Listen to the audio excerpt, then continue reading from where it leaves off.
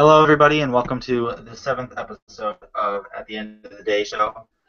Tonight, we're going to be talking about the difference of chapter advisory councils, how some are restrictive and some are very loose, and the others that are in between. We'll talk about it on the chapter level and at the state level. We'll also talk about why there's a change and what you can do and how the advisory council works. So to start off, I'd just like to say, as normal, the opinions and ideas expressed on this show are completely those of the individual speaking and are no way influenced or representative of any other organization such as Demon International. And to start off, let's define the advisory council. So David, can you just describe to maybe a new member what the advisory council is? Sure. So really what the advisory council is the adults that run the chapter that all the young men come to speak to about any problems or help planning of events. The advisory council has their own minutes and meetings. The chairman of the advisory council is actually like the master counselor of a chapter, but he's over the advisory council. Really what they do is they make sure that everything's running smooth. They're there to help the guys. They do all the back work that you don't see that goes on. They do all the background stuff, like you sit here and say this event's going to happen at this time, we need to find out how to do this. A lot of times they're the ones getting you the communications you need. Alright, so you want to go to the park. Well, one of our lodge brothers over here works at the park. He can probably get us a discount when getting in. Please call him. Here's his number. Really, they do all the work behind the scenes that you really don't see, while also promoting the guys and helping the guys through the steps of how to actually run events. Perfect. That was a great description. Now, to talk about at the chapter level, first examples of restrictive advisory councils and how we've seen or interacted with some, and then examples of loose advisory councils or advisory councils that kind of give more of the power to the boys. So starting off with restrictive, James Christopher, do you have an example of a restrictive advisory council you've seen or worked with? Yeah, there's been a case or two in New Mexico of advisory councils being a bit restrictive, more based on a money perspective because the chapter doesn't have the money to do things that they want to do. So in that case, I'd say it's a safe and good restriction because they're not able to get the money at that point in time. So that it's more of a you need more planning type of restriction. But I haven't per se seen in my own experience advisory councils who are restrictive based on the concepts of things like, oh, that's how we've always done it, so we can't do it any new way. That's interesting because in Virginia and other jurisdictions that I've seen, there's been a lot of cases where advisory councils or certain advisors in particular, not the council in general, are pretty restrictive in saying, no, you can't do it this way. In my particular chapter, my chapter, Dad Herm, our chairman, all the advisors say that we're not here to say no. We're here to help you with what you decide. And that's exactly what they should be doing because an advisor is there to advise, not to run things. Mr. Counselor is there to run things. I've seen in some chapters where the advisory council pretty much runs the entire meeting. And that's the thing I hate most, is when there's a master counselor sitting there who doesn't really know what he's doing because he wasn't mentored enough, wasn't advised enough to be master counselor, but he's sitting in the chair. And so the whole meeting, the advisors are the ones standing up, talking, and discussing things with each other. I hate to see that. And I've seen it in the past year almost destroy a chapter. And if it wasn't for the senior counselor stepping up, the chapter wouldn't be existing. It wouldn't exist right now. Because the advisors kind of have a feud with each other. And that's something we'll get into later, is how to resolve those issues. But I've seen it destroy a chapter, and I don't want to see that anymore, of course. But it's something that the members need to take control in their own meetings. Now to Brother David, have you seen or witnessed any restrictive advisory council? Yeah, and it's really a balance of the two is really what you need. You need a chapter that can be restrictive and loose at some points. Best example is I'll take back when I was master counselor, my chapter, my first time. Yeah, I had all the ritual down. I learned it. I won master counselor of the year. I had a ritual competition for having the part memorized before I even went in office. However, I really didn't know how to run a meeting right. So for my first meeting, my chapter dad actually sat up in the east with me to help me guide through what I needed to do. However, he never at any point took over and ran it. One thing we all know that chapters fluctuate in age ranges, so sometimes your chapter may be mainly 16, 17-year-old guys that know what they're doing. They've been in for 5 years. They all know how to plan events and everything by this point. But then you later on, it all becomes 12, 13-year-olds, and they're all just now starting to learn the process. When I joined, it was close. We had the broad range.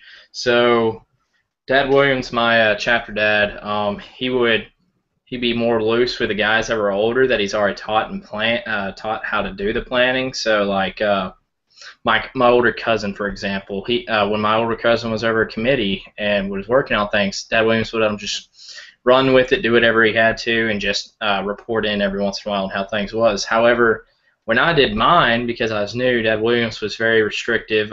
He would go over every item with me the whole time, make sure I was doing it right, because he was trying to teach me how to do the process of planning an event and carrying it out. So really you need someone and you have to have it tailored based off who the guy is on whether or not you can do it or not.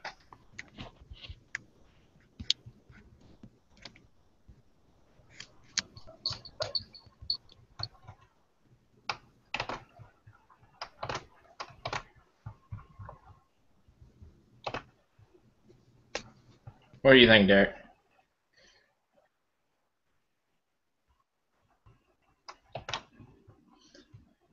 James, you have any ideas? I saw Derek cut out there and he's getting back on. So you have any ideas, James?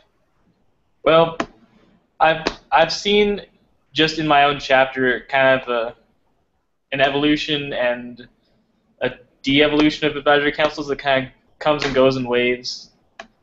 I've been able to see very strong and organized advisory councils that operate autonomously from the chapter. I've seen strong advisory councils that try to get into the chapter too much and do more of their own running rather than letting the boys do it. And in my personal belief, that's a mistake. It should always be, the guys having these discussions rather than the advisors bickering. And I've also seen weaker advisory councils that don't do a whole lot, and as a result, the chapter's not as organized. The master counselors, while they may have good ideas, they don't have excellent follow-through with those ideas. And really, if you have weak leadership anywhere, organization's going to suffer. I'm not sure what Derek had next planned on, but all right, so we'll just go to discussing how to fix any problems if advisors start bickering and there's problems within the advisory council, what an active dean light can do or what should happen in that process, just so they understand the process, even if an active dean light doesn't have to get involved in it. That way they understand the follow-through on how to deal with it. You have any ideas on this, James? Honestly, I believe that if the advisor council isn't really listening to you, you just need to assert yourself. You need to make it clear to them that this is an organization that's run by the young men. It is for young men. Whatever DMLA you remember, this is not your DMLA. This is our DMLA. And while that may not make you many friends on your advisory council, sometimes it's what they need to hear because they're here for supporting us and this organization, not necessarily for their own purposes. Sorry I wasn't on a minute ago. Somehow got kicked off. But I've seen a lot of loose advisory councils that really help build the chapter because it gives the boys the motivation to work harder and do things themselves. We had somebody named A. Douglas Smith who pretty much grew Virginia DMLA into what it is today. And I've heard stories about when he was executive officer and a kid would come up to him, whether it was a state master counselor or somebody else, and say, how do I do this? Or what should I do? And he would say, go away, think about it, come back and tell me what you are going to do. Don't ask me how to do it. Figure out how to do it, and then I'll advise you. And that's really what we need to see more of. With my chapter, when I became MC, I was only 5 months in, and we had the people who left, and we needed somebody. I didn't know what the heck I was doing, but my advisory council advised me. And every event that we did was something that I just said, hey, I want to do this on this day. Who can we get to come? And that was it. There was no red tape. You didn't have, we didn't necessarily vote on everything. And the advisory council didn't say, hey, you need to do this or this. They suggested events, but that was it. And it helped get our chapter up to having more, from being almost dark to having people on the sidelines, which was really cool. But it's because those boys get motivated by having the power to do something, by having the power to run the chapter. They don't feel like they have adults telling them what to do, because no kid wants that. But having adults there to help them and guide them and support them, that's what builds every member up to being a potential SMC or potential business leader in the future, or so on and so forth. David, do you have any final comments on that?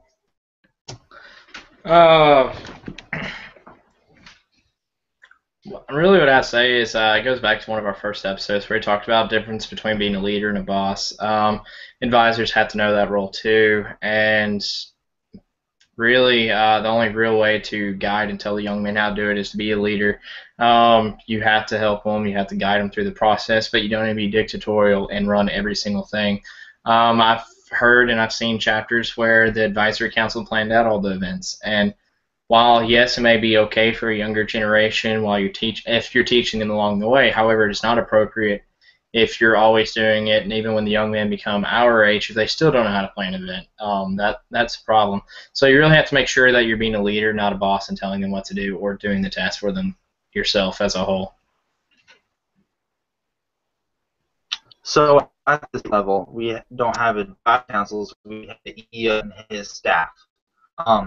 Have you seen a state or a neighboring state? How do they differ? What is your state like, and have you seen one that's been the opposite? Well, the state staff isn't really a major thing here in New Mexico. We have our executive officer, and he has a few people who will advise him from time to time, but we don't have per se a structured state staff. We have a few advisors who are also members of Supreme Council, and they'll provide their wisdom when asked, but for the most part, it's the executive officer and the state officers trying to do their own thing and carve a way for Deem Light here in the state. David, what about you?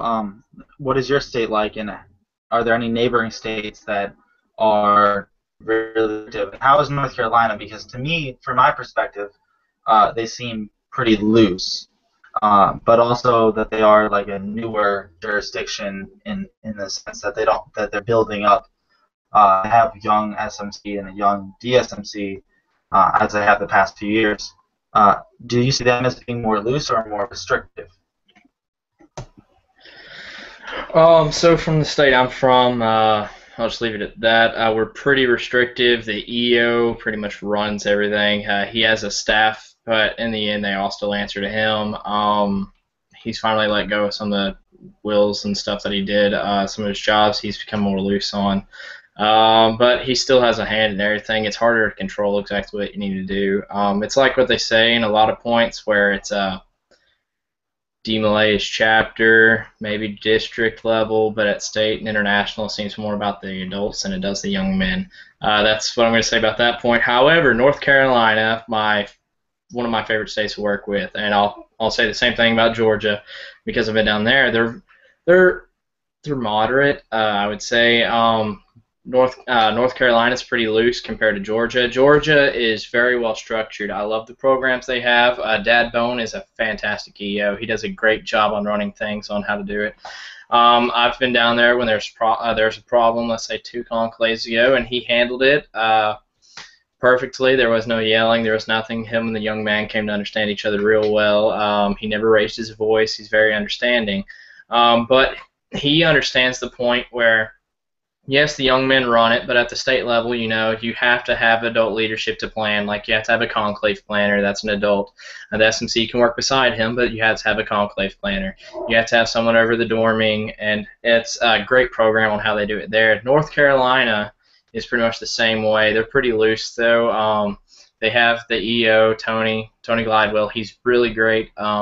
He divides the work up perfect among the adults. The SMC has his input on everything. Last year, Brother Williard had an event come up that was going to be during Conclave, so he told them before he went out his first time as SMC at Conclave, maybe we should push Conclave up a couple weeks or back because we have this big event that's supposed to be this one, and it'll really hurt Conclave. I won't be able to attend as SMC, so they were able to tailor and change the weekend because it worked out better for everyone. So, but there's jurisdictions that if they tried changing the day to Conclave, they would die of a heart attack real quick. Also, another cool thing I saw about North Carolina 2 years ago for their Conclave, they were at a 4-H camp, so a lot of it was outside, and so there's a big storm that's supposed to come in, so they had to change the agenda completely around.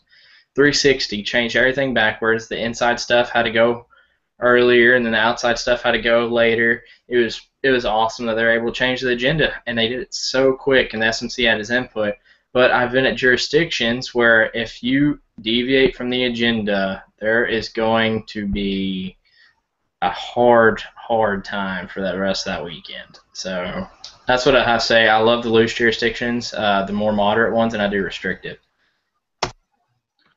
So in Region 2 of the Mid-Atlantic, if there's still regions, for Virginia, we're sort of in the middle.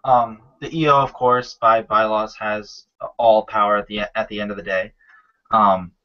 But in our jurisdiction, we have 4 regions, and they have a regional deputy advisor, and the EO has his staff.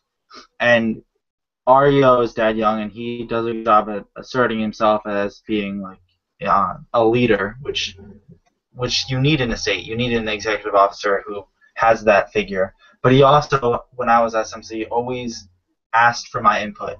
I mean, of course, he wouldn't always take it. No leader always takes everybody's input. But he invited me into many of the issues, many of the things that were coming up. If there was an event such as Brotherhood Weekend or Conclave, he'd ask my opinions on everything. I've heard of jurisdictions where the SMC really has no power. He can't change anything. The things are set in their ways, and that's just the way it's going to be. And he doesn't even get the choice. But in Virginia, my EO always gave me choice to do things. In fact, the one quarterly fall fest is entirely up to the SMC, which is really cool and something that the boys in the past had to fight for. Now, if you look at Pennsylvania, they're very rigid. Very rigid. The advisors they let the boys do a lot in the state, but they don't really let them expand out of it, and they have a set way of how they want things done, but they're very professional about it, which is good. But in my opinion, I see them as being a little overly over the top as advisors and controlling. Not all of them, but particular ones. It's just something you see across the state. New Jersey, great structure. They have a lot of great leaders come out of there. Andrew Prescott, past international master counselor from recent. He comes from a great structure in New Jersey. But they're also very loose. I went to their conclave, and it's pretty much do what you want.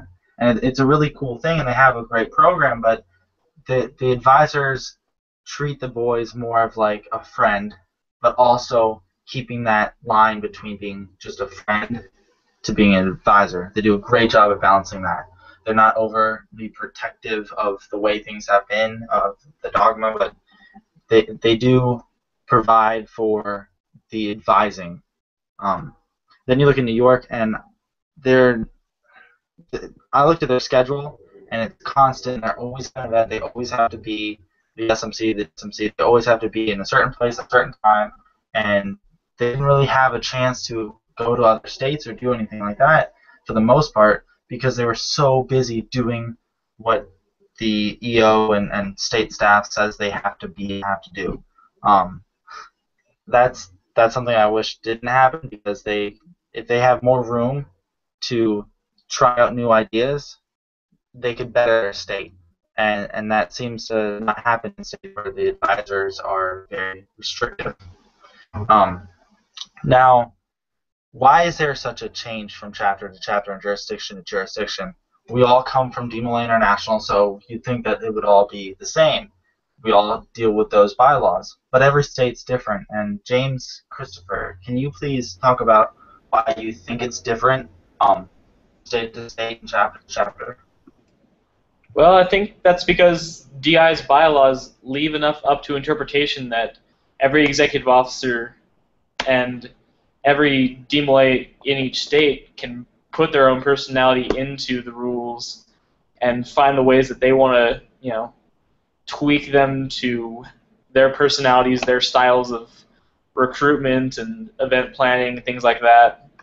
So I think because it's just vague enough is why there's so much difference between jurisdictions and chapters. I agree with that, and I would assume you agree with me when I say that's a good thing, that it's broad enough that they can have their own traditions and whatnot. Now, David, what do you think about that? And how does it affect things, that change? Really, I can see it being both a good and a bad thing on states having their own rights and everything on how to run things. It's like anywhere else in the United States. It's not the same anywhere you go. There's always diversity. There's always change. One great example, I guess, would be Derek and I both served as cabinet members this last year, and when it came to the Rush program, we tried from an international level to bring DI down to the states, and the states were pretty much able to tell us, no, we're not going to do that. So the states were keeping their rights, but my problem with that was DI, who we all yield submission to, actually has a program that would have worked, and it did to what extent we could. It would have worked better if DI had done what they should have done a long time ago and made very clear, yes, you have your own traditions, you have your rights, you're able to do different things. We allowed in our bylaws enough room for you to create your own bylaws, which works for your geographical area and based off the way the Masons and other Masonic groups work in that area, which helps build your organization and helps you define who you are based off your area. Because, for example, I'm in the South, and James Christopher's in the Midwest, so there's a big difference between how they act. The cultures are different, so you have to do things a little different. However, DI needs to understand, and jurisdictions need to understand, we yield allegiance to DMLA International. If they come up with a program, by God, you better do that program the best way you can. I mean, even if you have to tailor that program to work within your jurisdiction. DI said, we're shooting for 1,000 members in DMLA International during month of March. Do what you can in order to bring them in.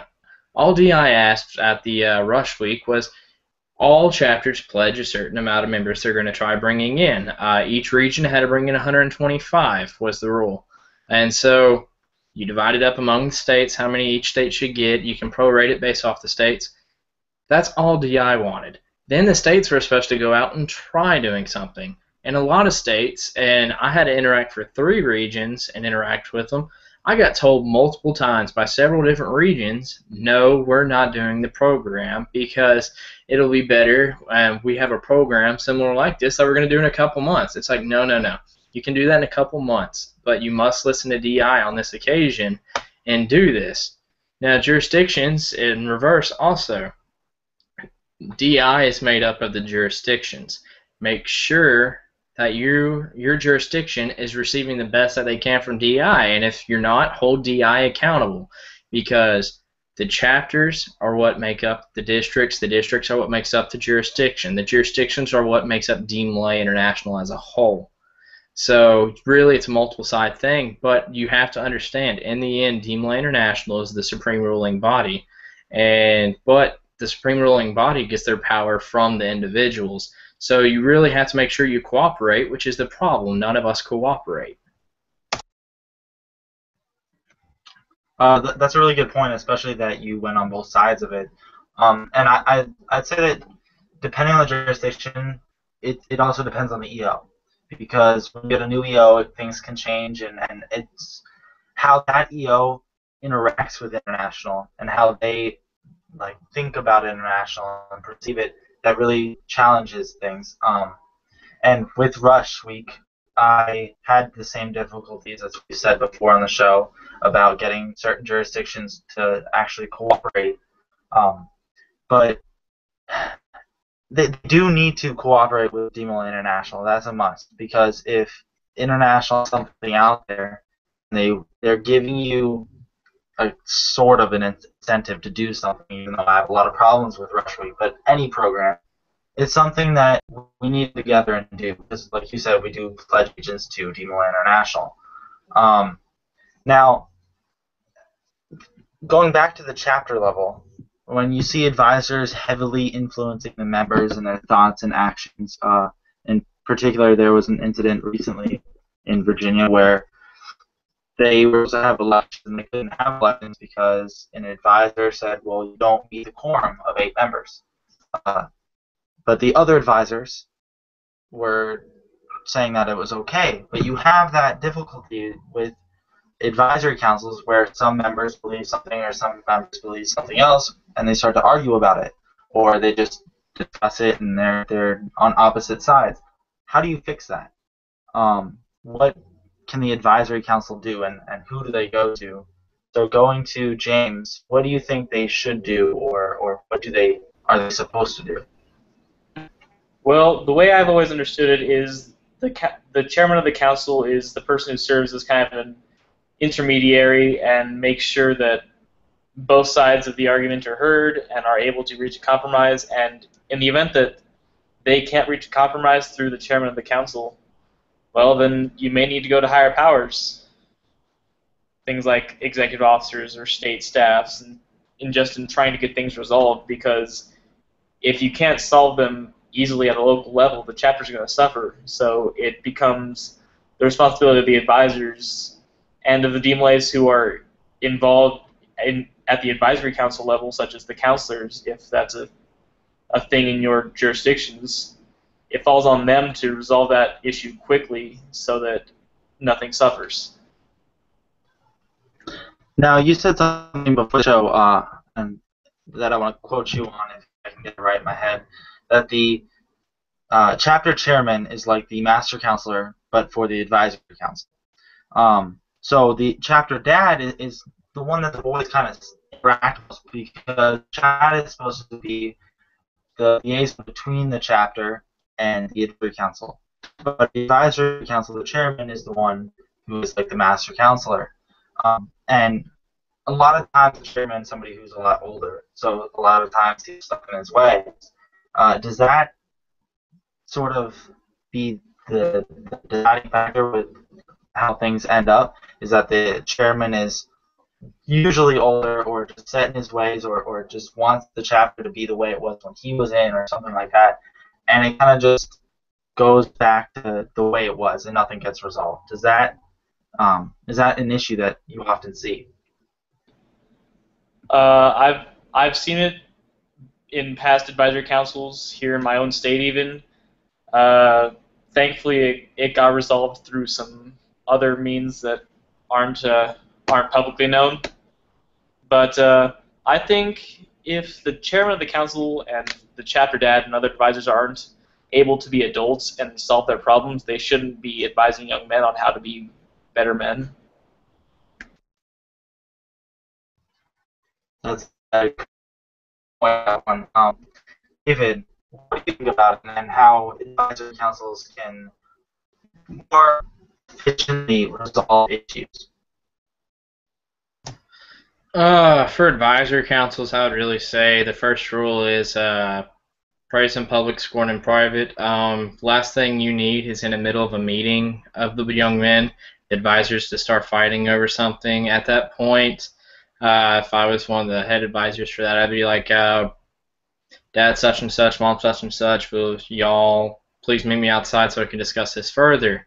Young men, please continue on your discussions, but please skip this part for the moment. We will resolve this in a minute. Please go to the reading of the minutes or the petitions or something like that. Give them something else to do while you go out and try fixing the problem. Like James said, the way it happens is you generally have to go to a higher power if need be if you can't resolve. Tennessee, for example, we have what's called district governors, and they're the head officers. Tennessee is divided in 3 grand divisions, as you know, and we have a district governor for each grand division, and they run all the chapters that meet in that grand division. So if there's a problem, they go to them, and if they try fixing it, if they can't and nothing's working, they go straight to the executive officer, who then has ultimate power to fix any problem. Really, I have to say, though, in this area, we really don't have those fixed in your way chairmen, luckily. And how we see it more as, and I believe the Literature Resource Guide even says it, is the chapter dad is the liaison between the chapter to the council. But the chapter dad is generally a member of the lodge that you're at. So he's generally the liaison between the chapter to the lodge also. He communicates between the two. He does the youth reports if your lodge does that.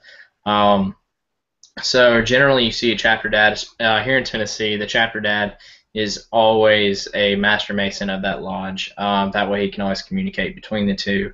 It works out great, so I really enjoy it that way. Really, though, if you have problems, you should be able to work it out. I've seen where the DMLAs have been able to work out problems easier than the others, but really, praise in public, scorn in private. Please move the meeting outside if you have to, and call on the district governor or your next highest power in the chain. Another thing is, don't skip people in the chain of command, because then that makes things a lot worse.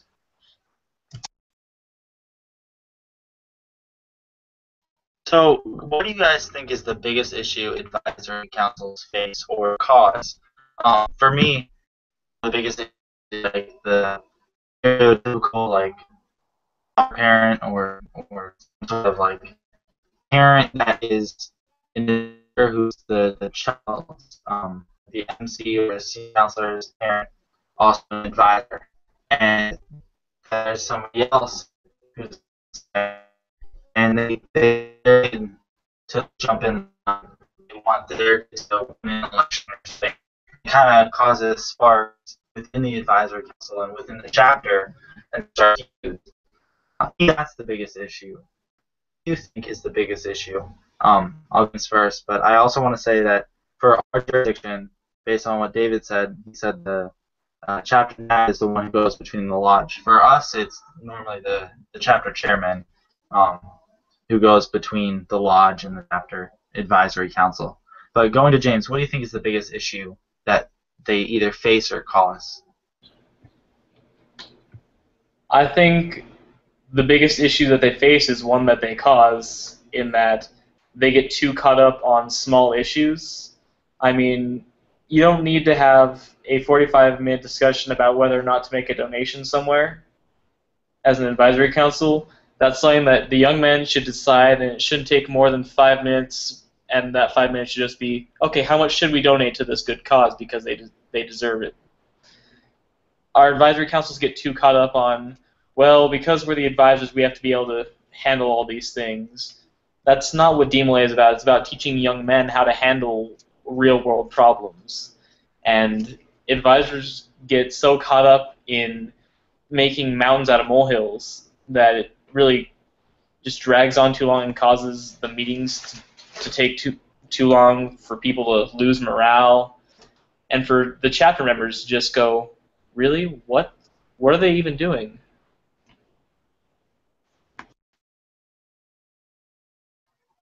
It's very true. The first thing you said was something that got me right away, because I often see that where when advisors are running after, like I said before, they get into these discussions and they just let the boys get into a discussion that lasts forever and makes a meeting go on and on and on, when it's a discussion that doesn't need to be done during a meeting. It's something that can be done out of the meeting, or it's something that doesn't need to be done at all. like you said, where to make the donation. That can be done outside the chapter. Then you just bring it before the chapter and report. Having committees report or a particular individual report on something is a lot easier and makes the meeting flow a lot faster, and it's a lot more efficient to have people report than to discuss things in the chapter meeting. The chapter meeting is not to discuss things. That's for outside the meeting, except for particular motions or whatnot. But when you're planning something, plan it outside the chapter. When you're trying to decide where to do something or when to do something, that's all outside of the meeting. And then you bring it in and say, here's a plan, let's vote on it. That's how it works. It's very simple. But oftentimes you see chapters struggle with that, and that's something where the advisor needs to step in and mediate and explain, teach, but not do it for them. David, what about you? What do you think is the biggest issue they either face or cause? Tradition, I believe, can be a big problem. I haven't really experienced that as much, but I've heard of areas. Tradition can be a big problem. Sometimes, in order to make something strive and to be successful, you have to go away from tradition. And sometimes you have these chapter advisors, chairmen that have been there since the beginning of the chapter when they joined. So they like seeing things happen that's part of the tradition. And if you go away from the tradition, you're, in essence, in their some of their minds, you're killing the DMLA in that chapter because you're destroying what was founded and you're going against what it is. That's happened a lot in areas I know around here. However, luckily my chapter's never that way. The only tradition we really had was Master Counselor. If you're during the fall term, make sure the Toys for Tots dance happens, or the guys aren't going to be happy because we've been doing it for 20 plus years, and plus it's always successful, so make sure it happens. So really it just matters on the area, but I believe tradition is a big problem, and then they get caught up on the bylaws or how things are always done. So bylaws are there to be guidelines. Sometimes you have to go against a bylaw in order to make something actually happen to be right. I didn't say that. No parliamentarians here, luckily, in order to correct me on that. But sometimes bylaws are inhibitors and you have to go against it. But for the most part, yes. For instance, yes, a quorum of 8 is required technically by our Leaders Resource Guide and our bylaws in order to elect officers. However, for the younger chapters that are just starting up, let's say they have 6 guys that are always active. I don't care. Skip that bylaw. Just elect the officers. Instead of doing the 8, do the 6 officers. I don't care. You want to do what's best for DMLA, and if a bylaw's getting in your way, and it's something like coming up with quorum, don't pay attention to it. Just do what's best for the chapter. Great point. I think a lot of people would agree with you. It's important to follow the bylaws, the procedures, and stuff, but it's not always going to be something that works for a particular chapter. The state bylaws, you can't wait forever to change them to help your chapter. We're struggling with DMLA, and we have chapters where there's 4 or 5 members.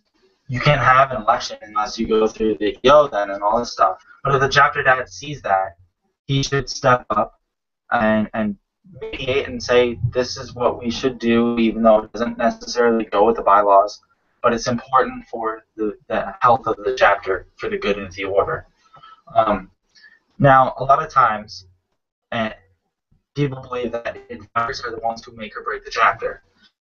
I hear so often that a chapter isn't able to start, or a chapter dies, or doesn't perform as well as they used to, not because of a lack of members, but because of a lack of advisors. And when they say that, they don't say it specifically, but I believe they're saying that it's not a lack of members, but a lack of quality advisors. Though they oftentimes just generalize it as advisors. My chapter in particular, we have 4 or 5 advisors at meetings, and we have more members than that, usually, hopefully. But you see chapters where they only have a couple of advisors and a lot more members, but they do well because they have quality advisors. And sometimes you'll see advisors or chapters where they have 10 advisors and only 7 members show up to things, but they don't do as well because they have so many advisors that aren't necessarily devoted or working as hard as they can be. But do you guys think, going to James first, do you think that a lack of members or lack of advisors is what kills or helps a chapter? Well, I've actually been talking with this about a few of the DMLAs in my jurisdiction because there are a few who want to go out and start a new chapter. They think that the chapter they're part of is plenty strong enough that they could survive breaking off a few members to go start a new chapter. And I've always said to them, your biggest issue is not going to be getting young men to start a new chapter. It's getting advisory support. Because I think DI bylaws say we only need somewhere between 3 and 5 Master Masons to have an advisory council.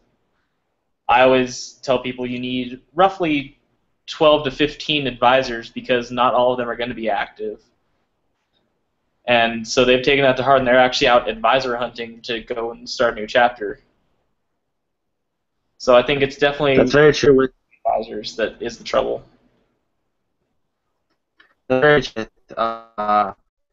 The amount of people and the amount of people who are actually committed to helping out. Because you can find a lodge and that says, yeah, we want to sponsor a chapter, but then they might not help. Or you have a bunch of advisors who you go and ask, and they'll say, yeah, we'll do it. Yeah, I'll help. But then they're not the advisor you see that shows up at state events or every chapter event. They're the ones that come by every month ago. And even then, they don't help as much. So having a larger number gives you the chance a few that are a strong core can really help a chapter. If you have 3 advisors that are really strong, you can exceed your expectations, and you can really thrive as a chapter. We have a lot of chapters where you see it over time, it goes down, and they lose a lot of advisors. Have a lot on the books, just like members, but there's only a few that are really active. Herndon chapter has a few that are active, but they have a lot on the books. And Herndon chapters in Northern Virginia, they have one in particular named Dad Westerman, and he shows up. He's a past state master counselor. He shows up to everything. Everything that chapter does, he's right there, and he's helping the boys learn and helping them plan things and suggesting things. Always right there to help, but he's never overpowering them. But then we have another chapter right by them who Herndon actually helped start, called Ashburn, and they have like 6 advisors that are always at everything and always helping, and they have a strong bond. And you also see that with other chapters. They have like 10 advisors, and they have like 15 members active. But those advisors are constantly talking to each other as friends and always doing things together, and it helps build them to be stronger as an advisory council. David, what do you think? A lack of members, lack of advisors, which one really breaks a chapter? That's a hard one. Really, it can be either or. In the end, I say, yeah, I'd rather have 1 really dedicated advisor than 10 okay semi-active. And I'd say the same thing about the young men. I'd rather have 1 actual young man that's actually investing himself in DMLA and actually coming to things and putting his heart into it than 10 guys that are just showing up every once in a while to shoot the bull. And I think that's the problem with all organizations is you have guys that just show up. And really, that's something that needs to change. He goes back to DMLA is dying. Yes, we're worried, and we're trying to bring in as many people as we can. However, it comes down to it's about quality, not quantity. You get the quality, the numbers show. You get the quantity, your quality may possibly go down if you're not tailoring and making sure it's the right crowd. In the same way I said with advisors, you can bring in 2 or 3 of the best advisors you've ever had. You bring in another 10 semi-decent ones, and they could run off the 2 or 3 good ones you had because they're trying to claim everything. They're able to outvote the advisors on the advisory council. They can stop whatever from happening because they don't want to have to do something like that. So now that you could have people with quality not able to perform their task right or be involved based off the quantity. So it's all about quality over quantity, and you get the quality, you get the quantity, and you don't want to do it vice versa.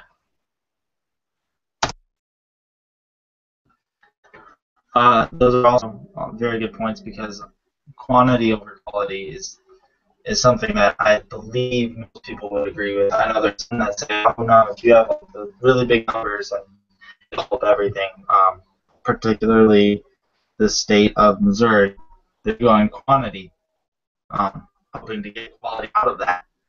But you don't see that all the time, because I've talked to a master counselor from that state who said, yeah, we just got 80 members into our chapter, and he was the master counselor, and so I asked him about it, and he's like, I really don't know what I'm doing, because I'm just pretty much we all there to talk to help him out.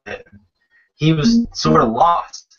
He didn't have advisors, like him. He was just brand new because they went for, which to me is saddening, because that particular boy needs that guidance in that position, just like I did when I was in it. And it's something you see with education. A lot of times people try to limit the class size for a particular teacher down from like 25 students to maybe 15 students, because it helps that student with connecting with the teacher and learning material. Now, for a master counselor, if he has that quality of education and advising, it'll help him. It'll help the chapter. That's my view. Now, we've said a lot about things advisors do wrong and stuff like that, but they're extremely important too.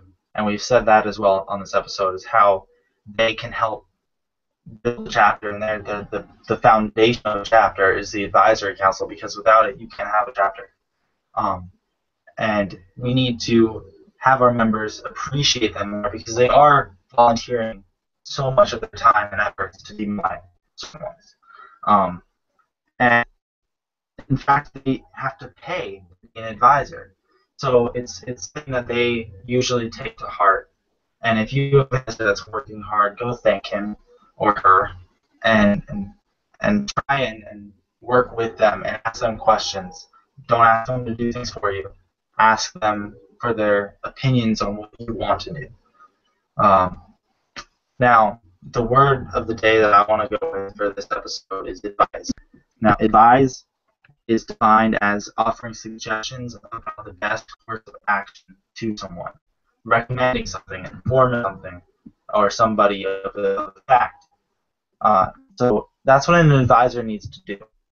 Not to dictate, well, not to be a dictator or run things, but to advise, to teach, to suggest, and to offer recommendations. It's a very important distinction to make. And before ending, and before doing final thoughts, I just want to say I'm dressed down because I'm wearing my chapter's t-shirt that I designed, and we might do a fundraise them eventually. Why not? Also, the competition we did with the video on fidelity and defining fidelity in your own words within a minute, we got some videos in. We have been having a tough time viewing one of them. So we're going to try and resolve that and hopefully have a winner out by tomorrow. And we're going to have that person come on the show, and also probably going to post their video up. And on the point of, I have a video coming out again based off what happened at International Session. I made a video on that and how we felt that we were done an injustice. And I will have a new one out because there was supposed to be an investigation, but they've kind of, Email International's kind of thrown it under the rug, and I have a lot of new information that sets everything, and I'm going to share that with you guys, and I'm going to put up a video along with documents. So get about that, because it's about the truth. That's what DeMolay stands for, is fidelity, truth. And if we let our head bodies, or such as DeMolay International, or specific members that we elect or appoint or whatever, go against that and go against fidelity, and exist. We don't stand for anything. We don't stand for truth and for fidelity. Um, so just want to let you guys know that to expect that, and now finally go into the last comments. So James, do you have anything you'd like to talk about for the end of the show? Just a brief thing to any advisors that are watching this now or will watch this in the future. You're here because you care about the young men, and you care about DMLA because it's affected you in some way in your life, and you want to help others feel that greatness that you had. Listen to the young men, find out what they want and what they need, and be there to help them when they're at risk of falling through the cracks. Thank you. David, what about you? At the end of the day, what do you have left to say? At the end of the day, I'd just like to reiterate several of my points. First, it's about quality, not quantity. If you have the quality, you eventually get the quantity. If you have the quantity, you're probably not going to get the quality if you go in that order. So really, just make sure you do what's best for DMLA, and don't let something small get in your way. Like I said earlier, bylaws said, yes, they say 8 is quorum. However, if you're beginning struggling chapter or a chapter that needs to regrow, and you only have 6, overlook that bylaw if need be, and do the quorum, and just do quorum at 6. Remember, bylaws are more of guidelines. Yes, we're supposed to follow them. However, bylaws are tailored to what are supposed to be to your benefit. And if something is better for the good of DMLA and better for humanity as a whole, don't listen to something small as quorum being 8. Do whatever is best for you and what is best for DMLA as a whole.